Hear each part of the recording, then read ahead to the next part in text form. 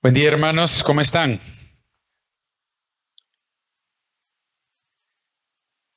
Si mira, no sé si usted conoce las partes de un libro, pero esta parte delgada se le llama, a ver, ¿quién sabe? Lomo, el lomo de un libro. Si mira el lomo de su Biblia por un momento, ¿cuántos andan Biblia físico? Levántenla a ver. Bueno, ustedes que la andan pueden ver los lomos de sus Biblias. Si usted prefiere la Biblia electrónica, abra y revise qué versión está usando. Y le aseguro que si hacemos una encuesta, el 90% de los que estamos aquí, nuestras Biblias van a decir Reina Valera. Y en algún momento, yo que crecí en la iglesia, pensaba que la Biblia la había escrito una reina que se llamaba Valera. Tiene lógica, en inglés usan la versión King James porque fue el rey Santiago quien comisionó que tradujeran la Biblia, pero en español no es que existió una reina que se llamaba Valera. Y de hecho quiero empezar esta mañana hablando un poquito de la historia de cómo llega la traducción a nuestros días, pero el tema de esta mañana es una fe probada. Si usted es de los que apunta, de los que toma notas, apunte el título, una fe probada. Y precisamente la historia de cómo llega la traducción en castellano hasta nosotros tiene que ver con la fe. Allá por el siglo XVI, mientras Martín Lutero estaba en Alemania, estaba Juan Calvino en Suiza, en España, específicamente en la ciudad de Badajoz, estaban unos monjes estudiando la Biblia. Y entre ellos estaba Casiodoro de Reina, de ahí el nombre Reina. Y uno de sus monjes compañeros se llamaba Cipriano de Valera. Entonces, al unir los nombres de los dos, Reina o los apellidos Reina, Valera. Pues estaban estos monjes en España. De hecho, ahí está una imagen del monasterio donde estaban reunidos. Ese es el monasterio de San Isidro del Campo. Estaban estudiando la Biblia, estaban estudiando la palabra que en ese momento solo estaba en hebreo, en griego, arameo y en latín. Y si alguien quería estudiar la Biblia, tenía que saber estos idiomas. De hecho, el culto con la congregación se desarrollaba muchas veces en latín. Y este hombre, Casiodoro de Reina, se propuso, tuvo un fuego en su corazón y él dijo, yo quiero que el ciudadano común y corriente, el hombre común, la mujer común puedan leer la Biblia en castellano. El agricultor, el pintor, el carpintero. Y empezó a traducirla. Pero cuando la iglesia se enteró que estaba haciendo esto, lo prohibió. De hecho, en ese monasterio que usted ve en la imagen, han encontrado en algunos ladrillos fragmentos de traducciones que hizo Casiodoro de Reina cuando estaba ahí, porque él se tenía que esconder. Llegaba la noche, escuchaba que venía alguien y en el primer hueco que encontraba lo guardaba, porque era prohibido que tradujera la Biblia al castellano. ¿Se imagina qué tiempos aquellos? Y tal vez nosotros al hablar de la Reforma Protestante pensamos en Martín Lutero y en Calvino y en otros allá por Inglaterra, pero estos también fueron parte importante de cómo trajeron la palabra a nosotros hace aproximadamente 500 años. Llegó al tal punto la persecución que tuvieron que huir. Y él ya en Suiza, en la ciudad de Basilea, se propuso terminar la traducción y allá en el año de 1569, a sus 49 años, ya después de más de 20 años de estar en ello, logró publicar la Biblia en castellano. De hecho, esa siguiente imagen le llaman la Biblia del oso. Si usted lo nota un poco, ahí en la portada, él no puso su nombre. Él todavía estaba siendo perseguido, aunque estaba en Suiza, no publicó su nombre, pero sí pusieron esa imagen de un oso, y entonces por eso le llaman así. Y ese es el castellano de aquel entonces, ¿verdad? La U parece una V, es un poquito diferente. Pero así empieza la traducción de la Biblia y aún hoy tenemos versiones que se llaman Reina Valera. Y de hecho, Casiodoro de Reina y luego Cipriano de Valera, 30 años más tarde, hizo una primera revisión de la Biblia, de esa misma que había traducido Reina. Entonces, este es un poquito de la historia, pero lo menciono porque la palabra de Dios nos dice en Romanos 10:17, así que la fe es por el oír y el oír por la palabra de Dios. Y estos hombres, estos monjes, de hecho junto con ellos huyeron también otro montón que huyeron a Suiza. Estos hombres no fueron solamente lectores de la palabra, sino que tuvieron convicción al leer la Biblia que las cosas no estaban bien como estaban, que las personas necesitaban la Biblia. Y dijeron, bueno, si yo tengo fe, la gente también necesita tener fe. Y la única manera que las personas pueden obtener fe es por medio de la palabra. Al escuchar la palabra, la respuesta en nosotros, que Dios, que el Espíritu produce en nosotros, es fe. Y este hombre, Casiodoro de Reina y Cipriano de Valera, ambos y otro montón, pusieron su fe en acción. Y no solo se quedaron solamente con lo que leyeron. La fe produjo en ellos una prueba, una demostración, una evidencia al enfrentarse al establecimiento de su época. Y es que, hermanos, estudiar la Biblia transforma nuestras vidas. Por eso cada domingo venimos acá no solamente a cantar, no solamente a compartir con otros hermanos, sino que venimos también a estudiar la Biblia. Pero yo le hago una pregunta. ¿Qué hace usted cuando encuentra un texto difícil? Porque si usted es de los que estudia la Biblia, inevitablemente va a llegar a un pasaje que usted va a decir, ¿qué significa esto? ¿Qué está diciendo la Biblia acá? ¿Cómo lo puedo comprender? ¿Cómo lo puedo aplicar? Y de hecho esta mañana quiero llevarlo a Santiago capítulo 2, donde encontramos precisamente uno de esos textos un tanto complicados, un tanto difíciles, y que vamos a estudiar en este momento. Santiago capítulo 2. Y si tiene la versión digital, busque la Reina Valera, la de 1960. Es una versión un poquito actual. A mí personalmente me gusta la 2015. Tiene todavía mayor facilidad de entenderse. Pero vaya conmigo a Santiago capítulo 2, versículos del 14 al 22. Y vamos a leer uno de esos textos un poquito complicados. Dice la palabra de Dios. Hermanos míos, ¿de qué aprovechará si alguno dice que tiene fe y no tiene obras? ¿Podrá la fe salvarle? Y si un hermano o una hermana están desnudos y tienen necesidad del mantenimiento de cada día, y alguno de vosotros le dice, id en paz, calentaos y saciaos, pero no les dais las cosas que son necesarias para el cuerpo, ¿de qué aprovecha? Así también la fe, si no tiene obras, es muerta en sí misma.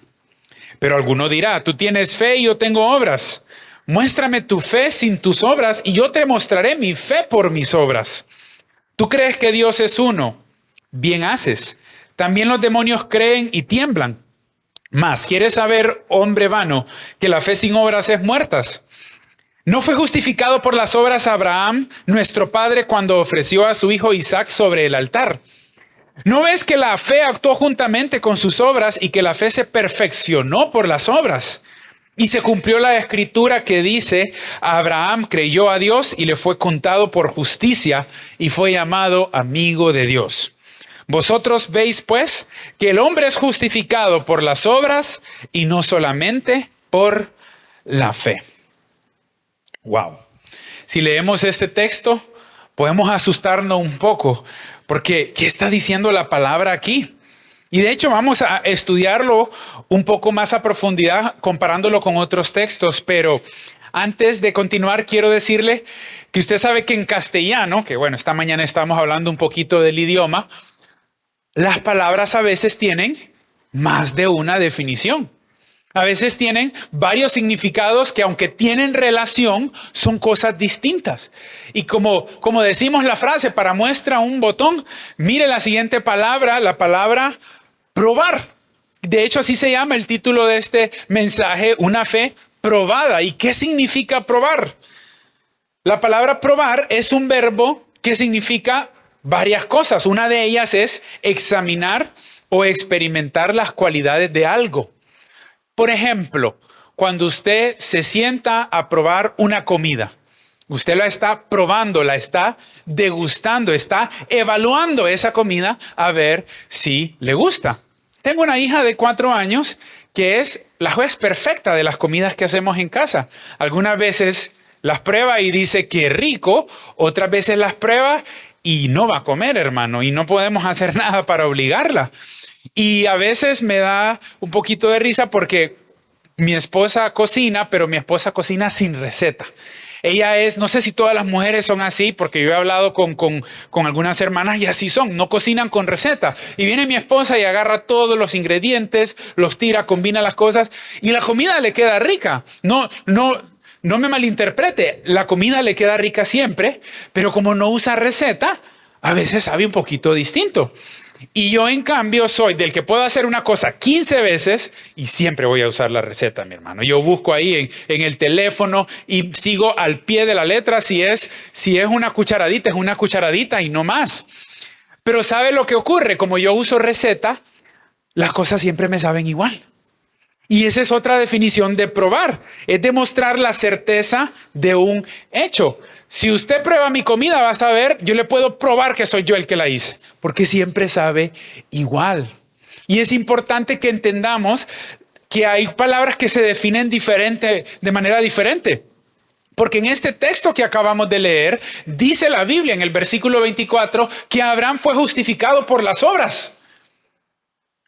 Y leamos entonces Romanos capítulo 4, a ver qué dice la palabra de Dios ahí, en Romanos 4, del 1 al 5, para ver otro uso de la palabra justificado y por qué tiene diferentes usos, diferentes significados aún en la misma palabra.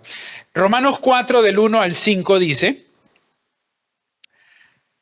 ¿qué pues diremos que halló Abraham nuestro padre según la carne?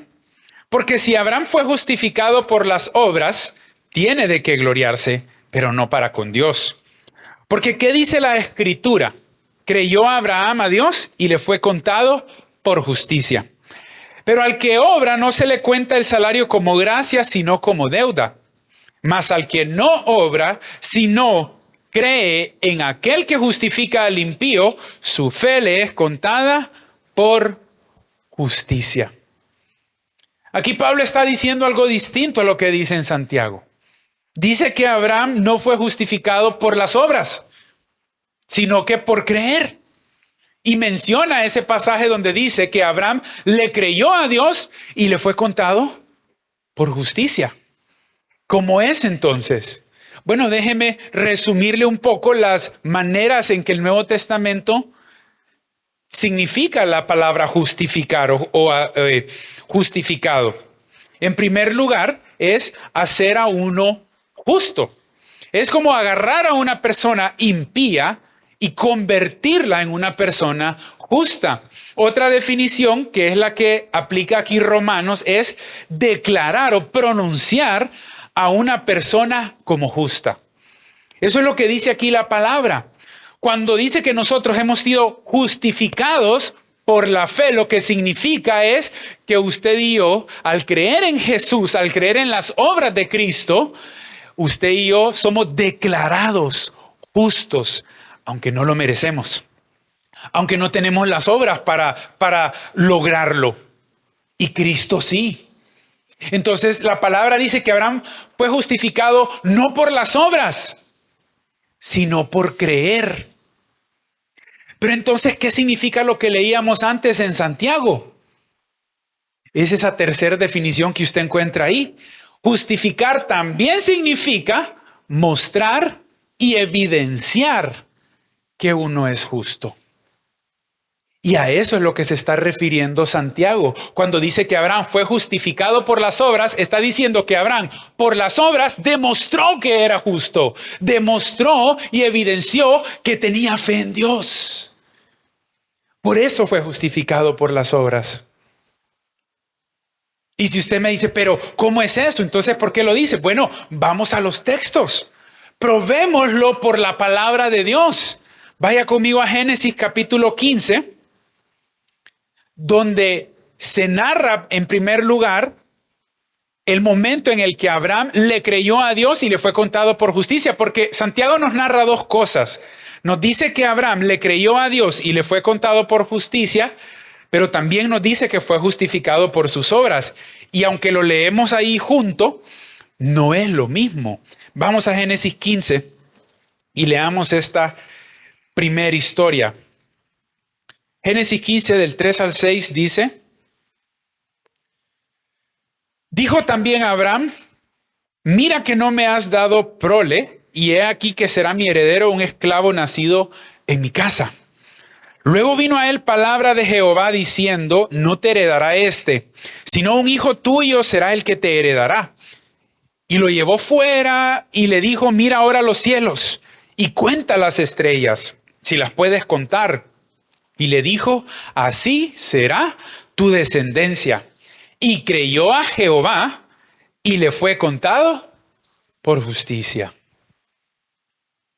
En estas últimas semanas, no sé si a usted le ha pasado, pero yo he estado saliendo más afuera en la noche, ¿no? Es esa noticia de los astronautas que le dieron la vuelta a la luna, ya llegaron hace 2 días de regreso a la Tierra. Es interesante y es curioso, pero no sé si usted ha tenido la oportunidad, tal vez hace poco que estuvimos en Manantial de Vida, de salir y ver el cielo en una noche despejada, lejos de la luz de la ciudad. Es algo hermoso. Es algo tan impresionante porque hasta se puede ver la Vía Láctea. La galaxia donde nosotros, el sistema solar es parte de la Vía Láctea. Y es una cosa hermosa. Imagínese a Abraham cuando no había electricidad en aquella noche en el desierto. Y lo saca Dios afuera y le dice, mira, puedes contar las estrellas. Así será tu descendencia. Y Abraham, que tenía más o menos 80 años, que tenía a su esposa 10 años menor, o sea, ya mayor de edad, ya le habían pasado las costumbres de las mujeres, pero Abraham no miró ninguna de esas cosas, sino que escuchó la palabra de Dios y le creyó a Dios. Y dice la Biblia que en ese momento su fe le fue contada por justicia. En ese momento Abraham fue un creyente. Mi hermano, yo le hago una pregunta a usted.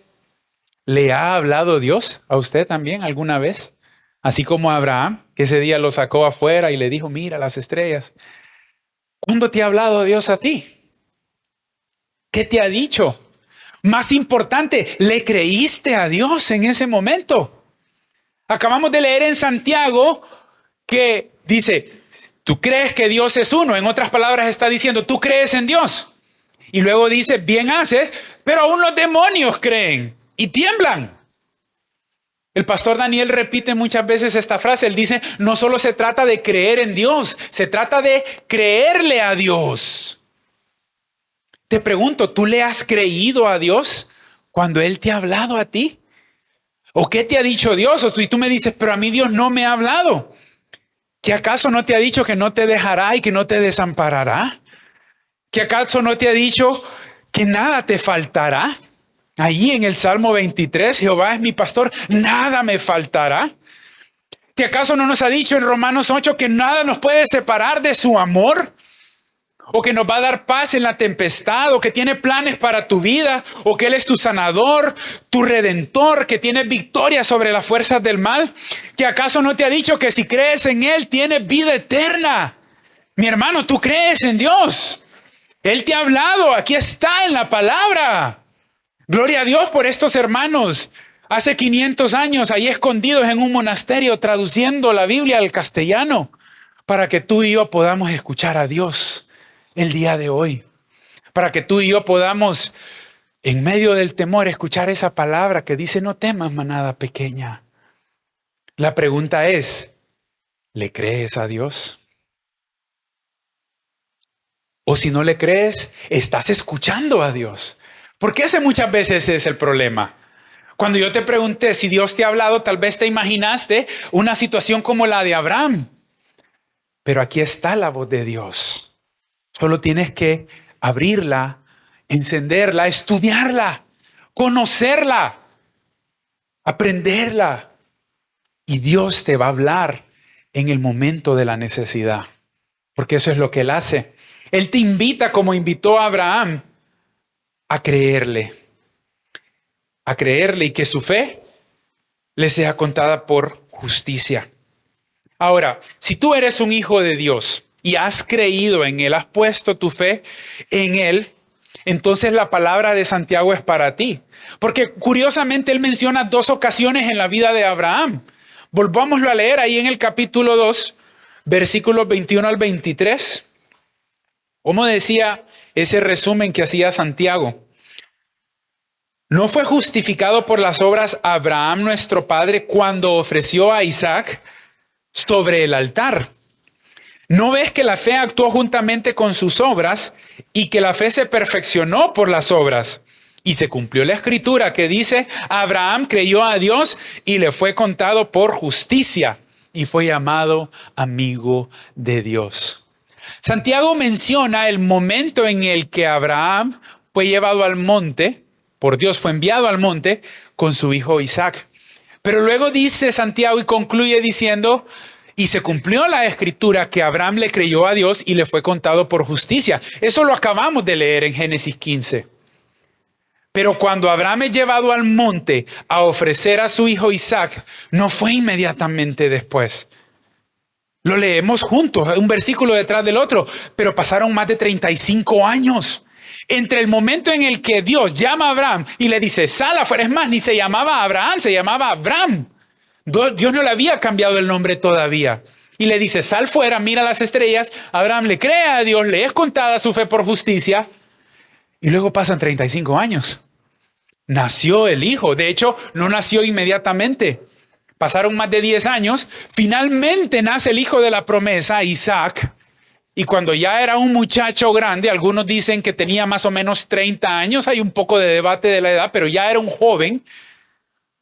Dios le dice a Abraham entonces, en Génesis 22, dame a tu hijo, tu único. Vaya conmigo ahí ese pasaje, Génesis 22, para ver esa prueba de la fe de Abraham. Porque si es cierto que Abraham le creyó a Dios y su fe le fue contada por justicia, y pasan 35 años, viene el momento de probar esa fe.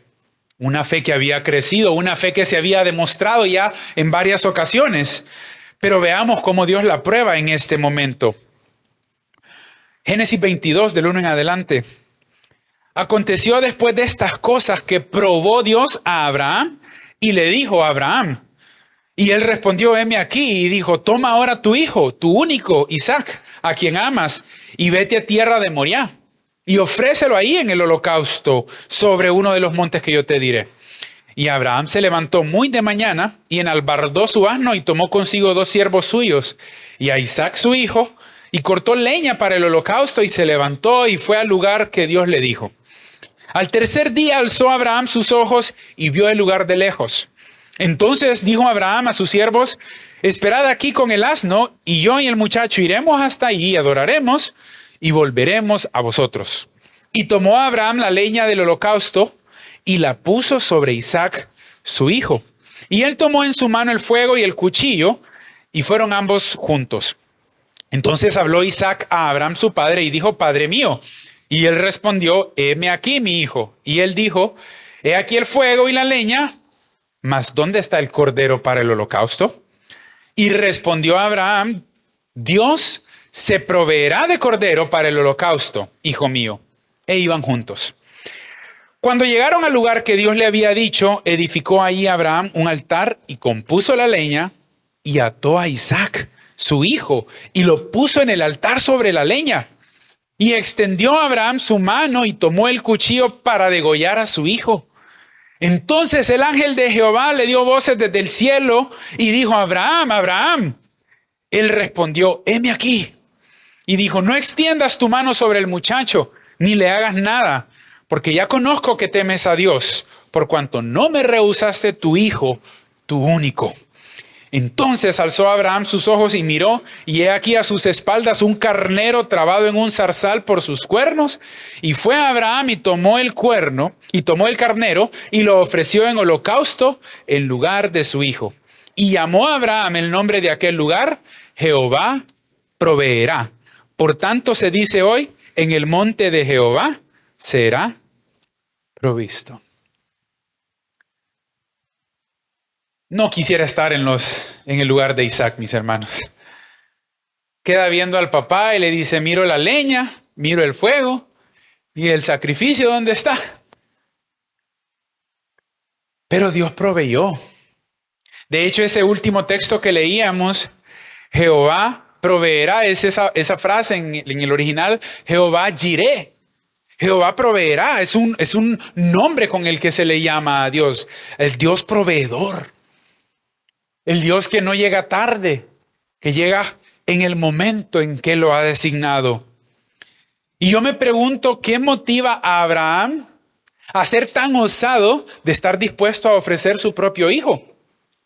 Dice la Biblia en otro pasaje que Abraham pensaba que su hijo iba a morir, pero que Dios lo iba a resucitar.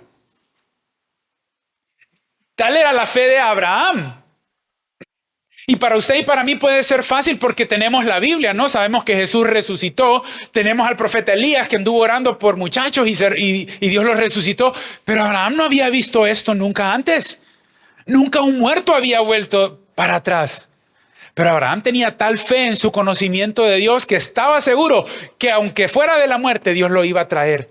Porque Dios le había prometido que le iba a dar una descendencia grande. Y tenía que venir de ahí. Y Abraham probó su fe. Abraham probó su fe. Yo te hago la pregunta esta tarde, ¿estás probando tu fe? A ver, si tú has creído en Jesús, si tú has puesto tu fe en Él, dice la Biblia que tú eres un hijo de Dios. Pero si tú eres un hijo de Dios, tu fe va a ser probada. Van a haber momentos donde vas a encontrarte ante una decisión, ya sea de actuar como actuó Abraham o no. Ya sea de creer en lo que dice la palabra de Dios o vivir para tu propia complacencia. ¿Qué dice la palabra de Dios? Ahí en Filipenses nos gusta mucho donde dice, mi Dios pues suplirá todo lo que os falte. Pero ahí mismo en Filipenses dice que hay que saber pasar escasez y abundancia. Porque dice Pablo, sé soportarlo todo. Tanto tengo contentamiento cuando tengo necesidad como cuando tengo abundancia. Yo te digo, mi hermano, si tú estás pasando escasez, tu fe está siendo probada. Y la Biblia nos manda a tener contentamiento, aún en la escasez, aún en la necesidad. Como decía Dorian al principio, cuando la gasolina esté la cuenta bien grande, alabando a Dios en medio de la prueba. En Mateo, Cristo nos dijo que Dios sabe de qué tenemos necesidad. Dice la palabra, mira las aves, mira las flores. Dios sabe de qué tienes necesidad. Pero también Cristo dijo en ese mismo sermón que no hiciéramos tesoros en la tierra, donde la polilla y el orín corrompen. Yo te pregunto, mi hermano, ¿estás confiando en Dios que te provee? Pero también no estás haciendo tesoros en la tierra. ¿A qué le estás dedicando tu atención, tu carga, tu preocupación? Esto nos dice la palabra también. En Romanos Dios nos dice que somos más que vencedores y gloria a Dios por eso, porque es cierto. Pero también nos dice en Romanos 13 que tenemos que someternos a las autoridades civiles. Lo estamos haciendo. Estamos probando nuestra fe creyendo toda la palabra y no solo las partes que nos gustan, que nos dan aliento, que nos consuelan cuando estamos tristes. Porque esto es lo que implicó para Abraham. Dios le habló y qué bonito las estrellas, pero cuando le pidió el hijo también le hizo caso. Cuando le demandó lo más preciado para él, su futuro, la promesa, Abraham estuvo dispuesto a obedecer. En los Salmos, ¿no? El Salmo 23 dice que Dios nos acompañará en lugar de sombra de muerte. Pero también nos dice que no andemos en el consejo de malos. Que no estemos con los escarnecedores, que no nos sentemos con los pecadores. Mi hermano, yo te hago la pregunta esta tarde. Sientes la presencia de Dios en el valle, pero los consejos de quién estás escuchando en tu vida. ¿Quiénes son tus amigos más cercanos? ¿Los pecadores, los escarnecedores o los sabios? Porque así nos manda la palabra, a probar nuestra fe. Y eso es probar la fe. Eso es evidenciar la fe, que vamos a obedecer todo el consejo de Dios. En Isaías dice que vamos a pasar por el río, pero que Dios va a estar con nosotros, que vamos a pasar por el fuego, que la llama no nos va a quemar. Pero también dice en Isaías 66 que Dios aprueba al humilde y al contrito de espíritu. Hermano, ¿estás siendo humilde tú, contrito de espíritu? ¿Te estás rindiendo delante del Señor? ¿O estás confiando en tu propia capacidad? Abraham lo demostró en esa ocasión allá en el monte Moriah. Y eso es interesante, hermanos, porque ese pasaje tiene un paralelo hermoso con nuestro amado Señor Jesús. Dios llama a Abraham y le dice, dame tu hijo, tu único. Y viene Abraham y prepara a su hijo, lo manda a subir el monte, pone la leña en sus espaldas y cuando ya estaban ahí arriba lo ató. Yo no sé si es que Abraham era más fuerte o el muchacho, yo no creo que el muchacho se haya dejado, no sé, pero él fue atado. Y en el momento clave, Dios proveyó. Hace 2000 años, Jesucristo, el unigénito Hijo de Dios, fue enviado a otro monte, el monte Gólgota, que por cierto está cerca del monte Moriah. Están cerca esos dos montes en la región de la ciudad de Jerusalén el día de hoy. Pero Cristo fue enviado a Gólgota, cargando su propia cruz. Por esas laceraciones en su espalda, ese cansancio, no pudo llevarla hasta la cima. Tuvo que ser ayudado por otro, pero ya una vez arriba, fueron horadadas sus manos y sus pies. Fue atado, fue puesto en esa cruz. Pero en el momento clave, Dios no lo detuvo, como pasó con Abraham. No hubo un llamado del cielo que dijera, detente. El Hijo de Dios murió en esa cruz. Y Él sí resucitó al tercer día, para que tú y yo pudiéramos ser salvos, para que tú y yo pudiéramos tener la provisión de vida eterna. Para que tú y yo podamos presentarnos hoy delante de Dios en total confianza y certeza que Él nos ama, que Él nos cuida, que Él sabe de qué tenemos necesidad, que Él tiene un propósito para nosotros, que un día no muy lejano estaremos delante de la presencia de Dios y podremos verle tal como Él es y seremos conocidos y podremos ver esas manos y esos pies de nuestro Señor Jesús, porque Jehová proveyó. Y proveerá. El Señor proveyó y proveerá, mis hermanos.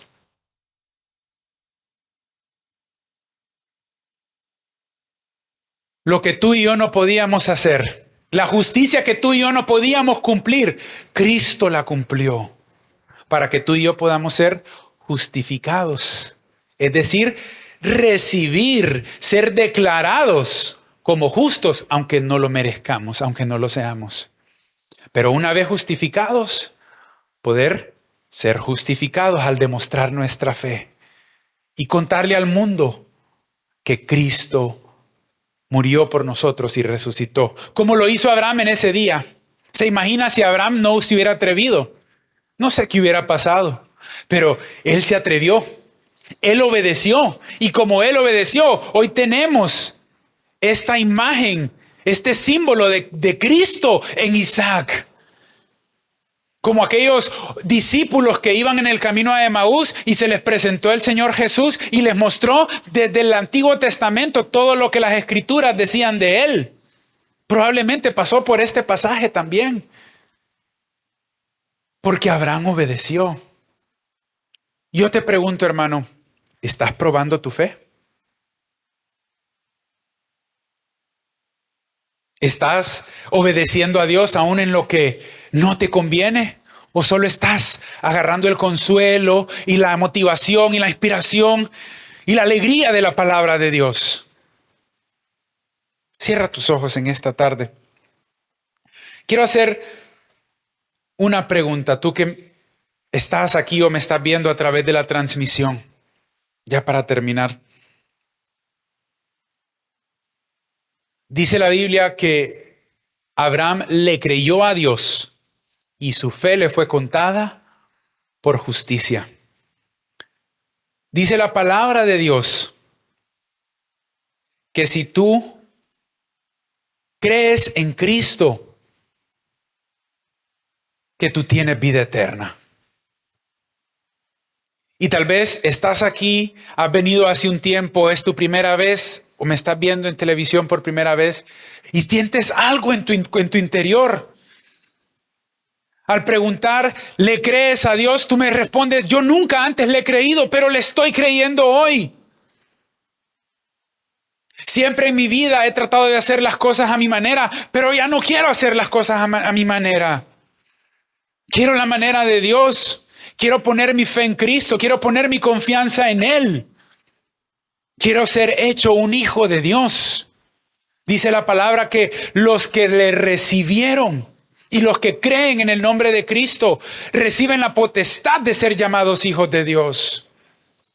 Si tú en este momento, por primera vez en tu vida, sientes la necesidad de recibir al Señor Jesús como tu Salvador, te voy a pedir que ahí donde estás levantes tu mano en alto. Están todos con sus ojos cerrados, pero yo quiero verte, yo quiero orar por ti esta tarde. Si tú deseas, si tú sientes ese anhelo de recibir a Jesús, de recibir las obras de Cristo, reconociendo que no es por tus propias obras, sino por la justicia que es en Cristo. Si lo quieres hacer, levanta tu mano ahí donde estás. Quiero orar por ti.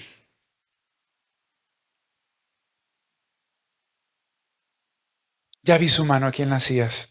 Puede bajarla. ¿Alguien más? ¿Alguien más quiere poner su fe en Cristo? Ya vi su mano ahí atrás. A mi derecha. ¿Alguien más? Ya vi tu mano. Dios te bendiga. ¿Alguien más? ¿Alguien más siente esa necesidad de rendirse ante Dios por primera vez? De decirle al Señor, yo te necesito, anhelo tu perdón, quiero ser un hijo de Dios. Pongo mi fe en ti, oh Señor. ¿Alguien más quiere hacerlo? Voy a preguntarle una última vez por si tú quieres hacerlo. Ya vi su mano. Dios le bendiga. Puede bajarla. ¿Alguien más? Ahí al fondo también. Dios le bendiga.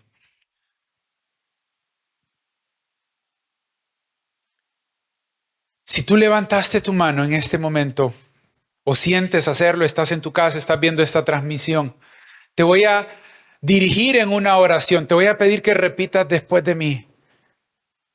No es la oración lo que te salva, es el hecho que tú estás poniendo tu fe en Jesús esta tarde. Pero quiero apoyarte en esta oración y te voy a pedir que repitas ahí suavemente. Nadie más tiene que escucharte. Es entre tú y Dios. Dile a Él, Dios, esta tarde pongo mi fe en ti. Yo creo que Jesús vino a la tierra, murió en la cruz y resucitó para salvarme. Esta mañana confieso mis pecados. Te pido perdón. Te pido salvación para ser tu hijo, tu hija. Y ayúdame, Dios, a vivir para ti. En el nombre de Jesús. Amén. Sigan con sus ojos cerrados un momento más. Si tú tomaste esta decisión, te voy a invitar que al final vengas a enfrente y después que termine el culto, yo quiero hablar contigo, quiero darte la mano, quiero conocerte personalmente y darte la bienvenida a la iglesia de Cristo. Pero ahora quiero hacer una invitación para mis hermanos, para todos. Como dijo Santiago en la carta, hermanos míos, porque qué bonito es escuchar esta palabra, pero dijo Santiago también que si alguno tiene necesidad y ves tú, eres hermano y le dices que te vaya bien, pero no das para esa necesidad, ¿de qué va a aprovechar? Estás desperdiciando esa fe porque no la estás poniendo en acción.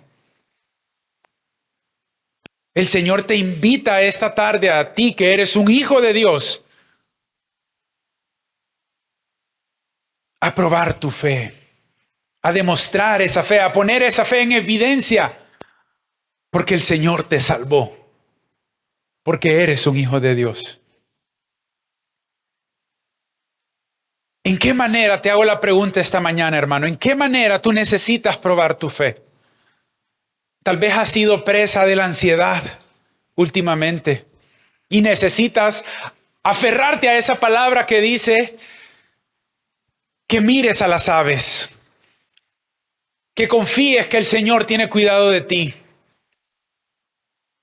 O tal vez este tiempo tú has estado escuchando el consejo de los malos y lo que necesitas hacer es apartarte de alguna persona que no te conviene en tu vida y escuchar a aquellos que te van a hablar las palabras de Dios. ¿Cómo necesitas probar tu fe? Tal vez has estado haciendo tesoros en la tierra. Llevas tiempo ya, esfuerzo, sacrificio por levantar un imperio que se va a quedar aquí. Y no has levantado ni un pequeño tesoro en el cielo, donde el Señor te manda. ¿Cómo debes probar tu fe, mi hermano? Solo tú y Dios lo sabes esta mañana, esta tarde. Tal vez necesitas tener contentamiento en la escasez, porque has estado renegando de Dios. Pero dice Pablo, tengo contentamiento, aunque sé pasar necesidad, todo lo puedo en Cristo que me fortalece. Esa es la palabra que tal vez tú necesitas esta hora. O necesitas tener un corazón contrito y humillado, como dice Isaías. O creer que en medio del fuego la llama no te quemará. Entrégale al Señor tu petición en esta hora. Eso que tú identificaste en este momento al escuchar estas preguntas, dáselo al Señor, mi hermano. Ríndeselo delante de Él.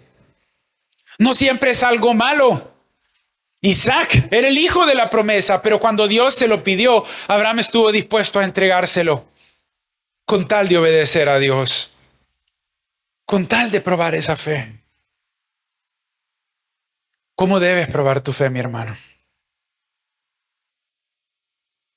Déjame orar por ti en este momento. Padre, mira a mis hermanos aquí reunidos, mira a los que están en casa, Señor. Tú conoces de qué manera tú estás probando su fe, de qué manera tú estás demandando obediencia, Señor, a tus hijos, porque somos tus hijos, Señor, porque hemos creído en Cristo, porque somos salvos. Pero tú nos pides cosas, Señor, que a veces no queremos rendirte, Señor. Padre, si ha sido el temor, te lo entregamos delante de ti. Si ha sido falta de paz, recordamos las palabras de Jesús que nos dejó paz. Oh Señor, sea lo que sea, si es un tesoro que no eres tú, Señor, lo rendimos delante de ti en esta hora, Padre. Póngase de pie, mi hermano, para terminar orando. Nos rendimos a ti, Señor, y entregamos esto, Padre. Peticiones, necesidades, pecados, Señor. Confesamos nuestros pecados esta hora, Señor. Y te pedimos que tú nos santifiques y que nos ayudes a no solo creerte a ti, Señor, sino también demostrar nuestra fe, como lo hizo Abraham. Padre, ayúdanos, Señor. Porque no estamos solos, porque tenemos tu Espíritu Santo que nos fortalece, que nos ayuda, que nos cambia, que nos enseña, Señor, para que podamos hacer tu perfecta voluntad.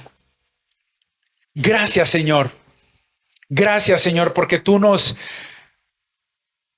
transformas, porque la palabra nos transforma y al estudiarla, vamos a poder ver tu gloria, Señor. Bendice a mis hermanos y a sus familias aquí presentes y los que están en casa también, Señor.